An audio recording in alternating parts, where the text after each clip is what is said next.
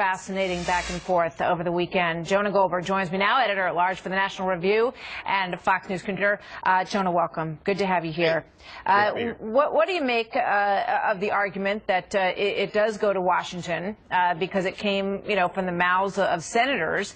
Carl didn't argue that it went all the way to the White House, but he thinks that's bad enough.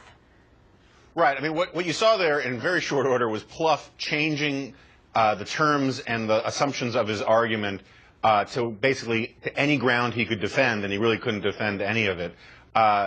First of all, the original charge was that this was political. Well, of course it's political. As Charles Krauthammer likes to say, it's a tautology. Political groups of one kind were targeted.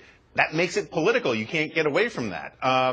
The second question is whether it came from Washington or not. Well, we know that there were a lot of senators who wrote letters to the IRS, who harangued witnesses from the IRS saying you've got to go after these groups. We know that President Obama set a certain tone.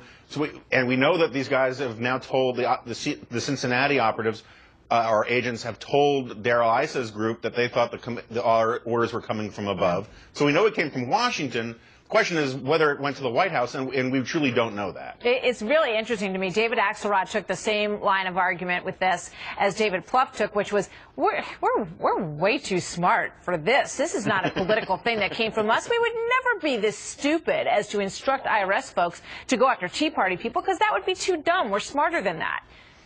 Yeah, no, I like that too. It sort of reminds me of Ghostbusters, where Bill Murray says, "Back off, man. We're scientists." He's like, "Back off, man. We're really smart liberal guys, so we couldn't have done something so stupid." And that's one of the problems Obama's found himself in with all of these scandals, is that their best defenses, whether it's the IRS or Eric Holder or Benghazi, their best defenses undermine the entire rationale for his presidency, which is basically that we're so smart. If we put our minds to it, the government can do anything we want it to do, and they have to instead defend themselves on grounds of incompetence or not being able to manage the bureaucracy. But there is a problem here, getting back to the IRS. When they say that President Obama had nothing to do with this in terms of ordering it, my hunch is that that's probably true. But we now know that a lot of people in Washington knew this was going on.